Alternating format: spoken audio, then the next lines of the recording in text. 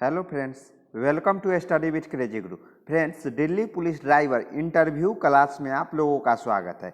Friends, इस viva के class में हम लोग व्हीकल मेंटेनेंस का क्लास 8 देखने वाले हैं। तो इससे पहले क्लास 7 हो चुका है। तो आप लोगों ने अगर क्लास 7 तक नहीं देखे तो ये वीडियो देखने के बाद देख सकते हैं। और ये सीरीज है जो कंटिन्यू चल रहा है। कब तक चलेगा? जब तक कि आपका वाइवा नहीं हो जाता है। ओके, और ये सीरीज है, इम्पोर्टेंट है। ये सीरीज बगैर आप ये इंटरव्यू क्लियर नहीं कर सकते। कैसे? और ऐसा सीरीज यूट्यूब के इतिहास में अभी तक कहीं भी नहीं चल रहा है। और देखिए, जो इंटरव्यू है वो 2 पार्ट में लिया जाएगा।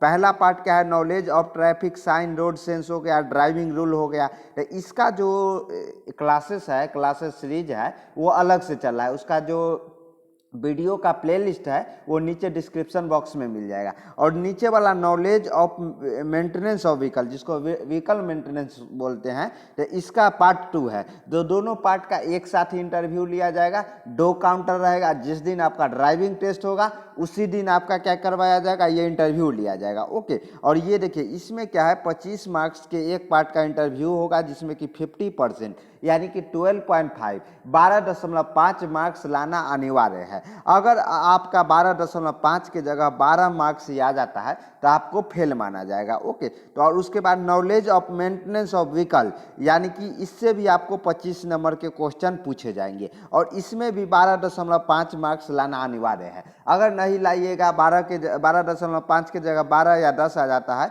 तो भले आपका रिटन एग्जाम में कितना अच्छा स्कोर क्यों ना हो, फिजिकल अच्छा करके आए हैं, पास क्वालिफाई होके आए हैं, ड्राइविंग टेस्ट में क्यों ना, ड्राइविंग टेस्ट में, स्किल टेस्ट में क्यों ना अच्छा नंबर ला, इंटरव्यू में फेल हो गए, यानी कि सभी जगह फेल हो जाएंगे। तो इसलिए आपको अभी से तैयारी करना है। और देखिए, अपना जो बुक है वो आप लोगों ने नहीं लिया है तो परचेस कर सकते हैं। और ये जो विषय सूची है ये पार्ट 1 के लिए है। देखिए, ड्राइविंग लाइसेंस के बारे में भी पूछा जाएगा। अपने वाहन के को जानिए, यानी कि ब्रेक क्या है, क्लच एक्सेलेटर क्या है, स्टीयरिंग व्हील क्या है, हॉर्न क्या है, लाइसेंस प्लेट का साइज क्या होना चाहिए, ये सब आपसे पूछा जाएगा। साइलेंसर के बारे में पूछा जाएगा, टायर के बारे में पूछा जाएगा। उसके बाद देखिए, यातायात संकेत सूचक एवं संरक्षण है ना, यहाँ सिलेबस में दिया ही गया है। देखिए, knowledge of traffic sign, road sense एवं बेसिक ड्राइविंग रूल। अब ड्राइविंग रूल कहाँ है अपना सिलेबस में? यहाँ बुक में देखिए, ड्राइविंग एक अच्छे चालक के गुण क्या है ये पूछे जाएंगे। ड्राइविंग चेकलिस्ट पूछे जाएंगे।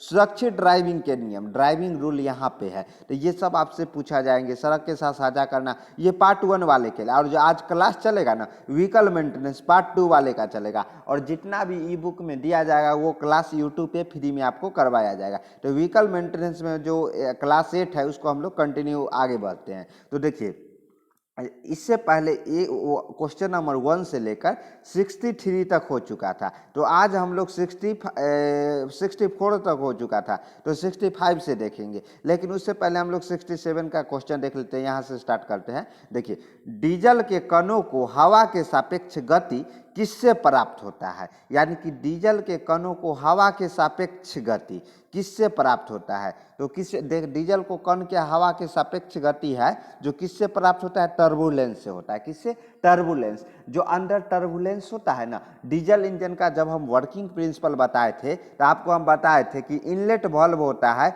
उससे क्या होता है, यहाँ पे पेट्रोल इंजन है तो एयर और फ्यूल का मिक्सर जाएगा। लेकिन डीजल इंजन में क्या होता है, हम लोग हवा में आग लगाते हैं। तो हवा में आग लगाते हैं तो पहले इनलेट वाल्व से एयर को भेजते हैं। एयर को कंप्रेस करके यहाँ पे जैसे पेट्रोल इंजन में स्पार्क पर लगा रहता है ना, तो डीजल इंजन में इंजेक्टर लगा रहता है। इंजेक्टर का क्या काम रहता है? फ्यूल को इंजेक्ट करता है। इसका टाइमिंग रहता है, ये नहीं कि जब मन करे तब फ्यूल को इंजेक्ट कर दे। जब एयर को कंप्रेस करते हैं, हाँ, एयर का जो कण है, पार्टिकल है, वो हाई प्रेशर और हाई टेम्परेचर पे पहुंच जाता है, जिससे कि अगर हम उस पे एयर का, फ्यूल का अगर स्प्रे करेंगे ना, स्प्रे कहाँ से किया जाता है? यहाँ नोजल के द्वारा। तो क्या होगा? अपने आप जल उठता है। तो इतना मतलब उसमें टेम्परेचर और प्रेशर पैदा किया जाता है, उत्पन्न किया जाता है। ओके, तो ध्यान रखिएगा ये चीज़। तो इसलिए ना बोला जाता है कि डीजल इंजन में क्या होता है, हवा में आग लगाया जाता है। ओके, तो देखिए, तो यहाँ पे क्या क्वेश्चन क्या पूछा है, डीजल के कणों को हवा के सापेक्ष गति किससे प्राप्त होता है, तो ये टर्बुलेंस से होता है। टर्बुलेंस के माध्यम से ही है जो डीजल के कण होता है हवा के सापेक्ष, यानी कि अंदर मान लीजिए हाहाकार मचा हुआ है, जो एयर का मिक्सर है वो हाई प्रेशर और हाई टेम्परेचर पे होता है। उसके बाद यहाँ पे क्या है, मामा जिसको बोलते हैं, मामा कहाँ लगा रहता है, पेट्रोल इंजन में स्पार्क प्लग को मामा कहते हैं, और यहाँ पे किसको बोलते हैं, नोजल को कहते हैं। डीजल इंजन में नोजल का क्या काम है, स्प्रे करना है। जैसे स्प्रे करता है उसके बाद डीजल के कणों का हवा के सापेक्ष गति, ये टर्बुलेंस होता है। ओके, टर्बुलेंस से प्राप्त होता है, टर्बुलेंस होता है उससे प्राप्त हो जाता है। उसके बाद अपने आप इग्निशन का प्रोसेस यानी कि जलने लगता है, और वही जलने के कारण हमें पावर मिलता है, पिस्टन नीचे आता है, पावर स्ट्रोक मिलता है, और वही पावर स्ट्रोक से हम एग्जॉस्ट करवाते हैं, सक्शन करवाते हैं और कंप्रेसर भी करवाते हैं। ओके, तो ये ध्यान रखिएगा। तो ऑप्शन 67 का आंसर सी हो जाएगा। उसके बाद देखिए 68, ऑटोमोबाइल में कौन सी पेट्रोलियम गैस का प्रयोग ईंधन के रूप में होता है, तो कौन से, ऑप्शन ए क्या बोला है, प्रोपेन बोल रहा है, बी क्या बोला है, ब्यूटेन बोल रहा है, सी मेथेन बोल रहा है, और डी ए और बी दोनों। तो इसका जो करेक्ट आंसर हो जाएगा, क्या हो जाएगा, इसका करेक्ट आंसर ए और बी दोनों हो जाएगा, प्रोपेन और ब्यूटेन दोनों हो जाएगा। अब सर ये बता दीजिए, सर मीथेन क्यों नहीं होगा, प्रोपेन और ब्यूटेन क्यों हो जाएगा। देखिए, जैसे केमिकल सूत्र आप लोगों ने बचपन से ही पढ़ते आ रहे हैं, बचपन बोले तो कब, 9th क्लास में, 7th क्लास में भी बहुत सारे स्टूडेंट पढ़े हैं, लेकिन 9th क्लास में अच्छे से पढ़ना रहता है, जिसमें मीथेन का जो केमिकल सूत्र होता है CH क्या होता है, CH4 होता है। उसके बाद मीथेन हो गया, प्रोपेन हो गया, ब्यूटेन, उसके बाद कार्बन की संख्या बढ़ते जाता है, C2H6 हो जाता है, उसके बाद C3H7 हो जाता है। ऐसे ऐसे मतलब ये हम केमिकल रिएक्शन बॉन्ड बता रहे हैं, जैसे कार्बन का, जैसे देखिए CH4 होता है, अगला क्या होता है, CH4 होता है, C2H5 हो जाता है, उसके बाद C3H6 हो जाता है। तो ये डिपेंड करता है किस रूप में ये फॉर्मेट होता है।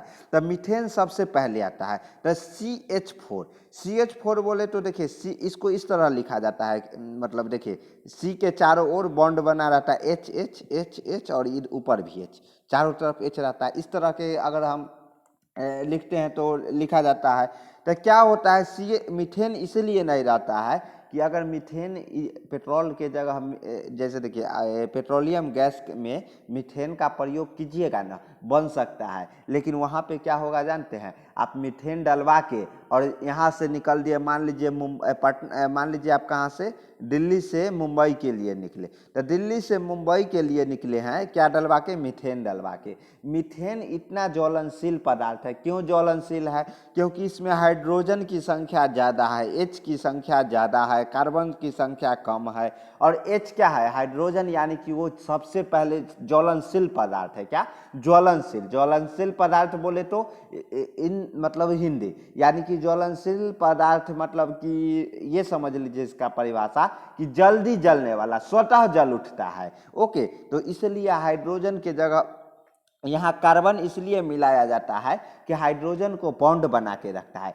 यानी कि ऐसा रहता है ना कि आप परिवार में हैं और आप क्या है, बिगड़े हुए एक होता है ना, औलाद है, तो उसमें क्या होता है, मजाक कर रहा हूँ, मतलब आप क्या है कि बचपना हरकत तो सब करते रहते हैं, तो आप बचपना हरकत करते हैं, आप इधर उधर घूमते रहते हैं, दिस डैट करते रहते हैं, तो आपको बॉन्ड कहाँ पे, परिवार में बॉन्ड बना रहता है ना, जो आपको क्या करना रहता है, ये आपको बॉन्ड के अंदर रखा जाता है, लिमिटेड मतलब वर्क दिया जाता है, लिमिटेड सोर्स के अंदर रखा जाता है, ताकि आप कोई ऐसी वैसी हरकत न कर सके। तो उसी तरह यहाँ पे कार्बन है, कार्बन क्या करता है, हाइड्रोजन को बांध के रखता है कि तू जलेगा कैसे, तो इसीलिए कार्बन का जो क्वांटिटी है वो दिया जाता है। तो हाइड्रोजन मीथेन इसलिए नहीं रहता है कि इसमें कार्बन की क्वांटिटी कम रहता है। ये मतलब एक होता है ना बिगड़ा हुआ औलाद। तो ये हाइड्रोजन H4 है, तो हाइड्रोजन की संख्या ज़्यादा है और इसका ताकत नहीं है कार्बन का कि ये इसको कंट्रोल कर सके। यानी कि हाइड्रोजन जैसे ही अपना टेम्परेचर पे पहुंचेगा ना, एटमॉस्फेरिक टेम्परेचर पे ही जल उठेगा। मान लीजिए कि आप टंकी में मीथेन गैस भरवा के जा रहे हैं, क्यों?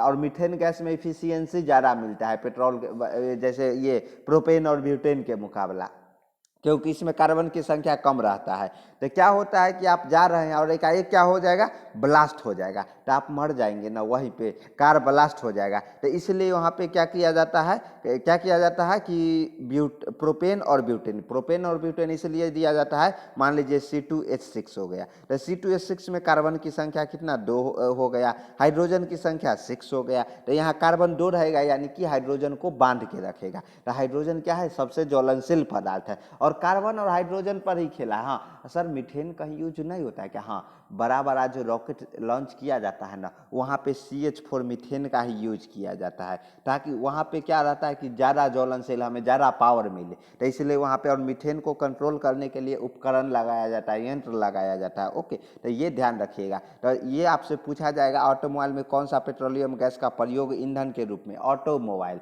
यह अगर रॉकेट रहता तो इसमें सभी हो जाता, लेकिन ऑटोमोबाइल में प्रोपेन और ब्यूटेन। क्यों?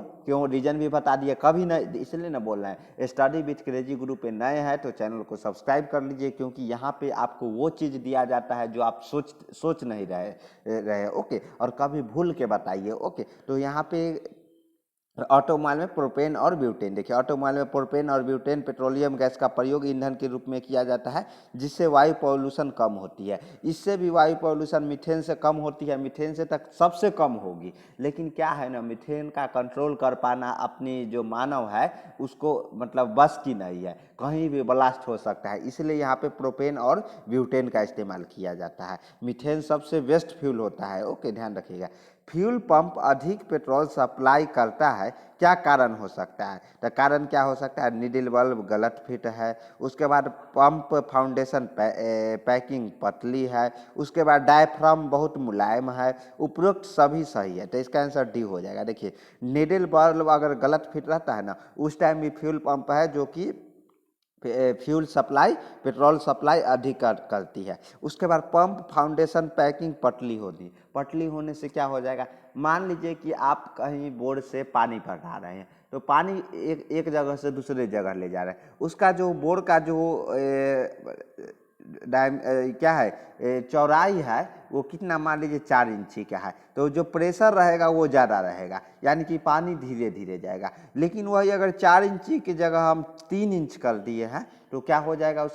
उसके बाद ये हो जाएगा कि वेलोसिटी बढ़ जाएगा। आप देखिएगा वहाँ पे जो जहाँ पे से पानी निकलता है, वहाँ पानी स्पीड में निकलने लगेगा। समझ रहे क्या हुआ? यहाँ प्रेशर नहीं बढ़ा, यहाँ पे जो वेलोसिटी बढ़ा दिया गया। वेलोसिटी बोले तो जो पानी का जो गति है, कण का गति है, वो बढ़ा दिया गया, प्रेशर सेम है। ओके, तो ये ध्यान रखिएगा, लोग कंफ्यूज रहते हैं।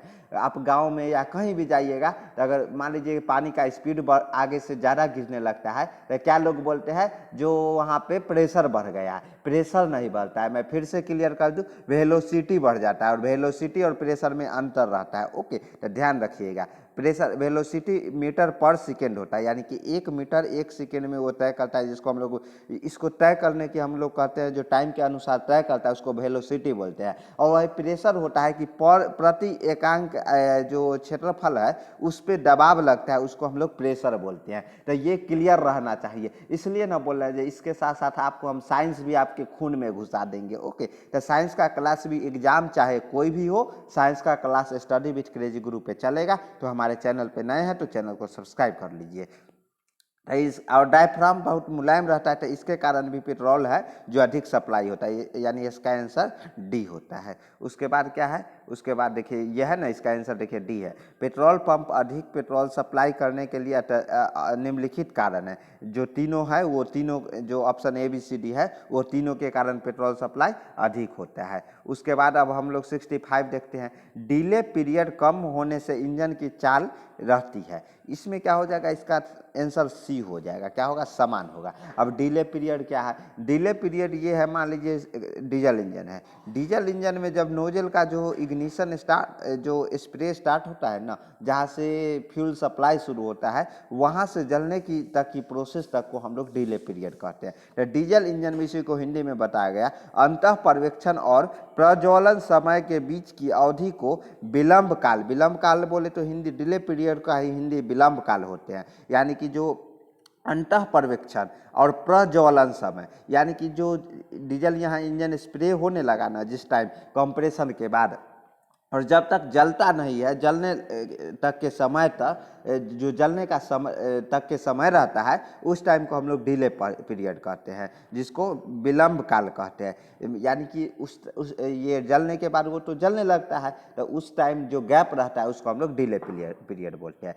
इस समय को डिले पीरियड या इग्निशन लैग भी कहते हैं, इग्निशन लैग भी बोलते हैं। यानी कि इसके बाद इग्निशन शुरू हो जाएगा। डिले पीरियड कम होने पर इंजन की चाल समान होता है। यानी कि डिले पीरियड अगर कम रहता है तो इंजन का चाल समान होता है, अधिक होने पर इंजन का चाल असमान हो जाता है। एकदम इम्पोर्टेंट पॉइंट है, फिर से मैं बता दूं कि अगर डिले पीरियड कम रहता है तो इंजन का जो चाल है वो समान रहता है, तथा अधिक होने पर इंजन का चाल असमान हो जाती है। तो ध्यान रखिएगा ये चीज़, अगर कम रहेगा तो समान रहेगा, अधिक हो जाएगा डिले पीरियड तो असमान हो जाएगा।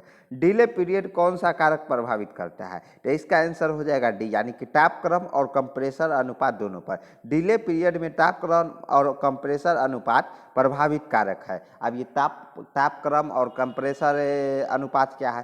तापक्रम ये है कि वहाँ जो सिलेंडर के अंदर टेम्परेचर हो गया, हर एक टाइम टेम्परेचर चेंज होते रहता है, यानी कि कूलिंग सिस्टम भी वहाँ पे लगा रहता है। जब एग्जॉस्ट किया जाता है उस टाइम टेम्परेचर थोड़ा हाई रहता है, पावर मिलता है उस टाइम टेम्परेचर सबसे हाई रहता है, कंप्रेसर में भी हाई रहता है, एग्जॉस्ट में भी हाई रहता है। लेकिन जब सक्शन होता है उस टाइम क्या किया जाता है? टेम्परेचर को कम किया जाता है। और जो कंप्रेसर अनुपात है ना, कंप्रेशन रेशियो जिसको बोलते हैं, ये इंपॉर्टेंट फैक्टर है। इस पर एक स्पेशल वीडियो लाएंगे क्योंकि ये इंटरव्यू में पूछा जाएगा आपसे। ओके, और ये सिलेंडर का आकार, साइज सब पे निर्भर करता है। ओके, तो ये ध्यान रखिएगा। और एक बात और, डिले पीरियड को प्रभावित करने वाला निम्नलिखित कारक है। तापमान हो गया, ईंधन परमाणुविकरण हो गया, इंजन का भार हो गया, हवा या टर्बुलेंस हो गया, उसके बाद के कंप्रेसर अनुपात हो गया, इंजन का साइज, हम बताए ना इंजन का साइज भी, इंजन का गति भी, सब ये डिले पीरियड पर प्रभावित करता है। तो ध्यान रखिएगा, ये जो कंप्रेसर अनुपात है उस पर हम स्पेशल वीडियो ले आएंगे, टेंशन लेने की ज़रूरत नहीं है।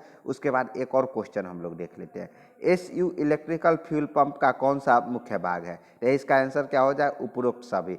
पंप बॉडी, नॉन रिटर्नेबल और डायफ्राम, ए, बी और सी तीनों। ओके, तो ध्यान रखिएगा, इस पे हम स्पेशल जो क्लास अगर ये लेने लगेंगे तो 10 मिनट इसमें लग जाएगा, तो टाइम ज़्यादा हो जाएगा। तो इसलिए हम क्या करेंगे कि स्पेशल क्लास इस पे ले आएंगे। अगर हमारा ई बुक नहीं लिए हैं तो ई बुक परचेस कर सकते हैं। ई बुक का प्राइस मात्र 100 रुपीज़ है। ई बुक बोले तो कैसे दिया जाएगा? आपको व्हाट्सएप के माध्यम से सेंड किया जाएगा, और दोनों पार्ट का 2 अलग अलग ई बुक आपको सेंड किया जाएगा। ओके, तो ये ध्यान रखिएगा। और ये जो नंबर है, इसी नंबर पे आपको गूगल पे, फ़ोन पे करना है। 100 रुपीज़ है, लेकिन अभी 20% डिस्काउंट चला, यानी कि 80 रुपीज़ में आपको दिया जाएगा। तो 80 रुपीज़ में दिया जाएगा तो पेमेंट कहाँ करना है? 7564864459, 10 मिनट के अंदर हम आपको ई बुक प्रोवाइड करा देंगे। ओके, अगर कोई डाउट है तो इसी नंबर पे व्हाट्सअप कर सकते हैं।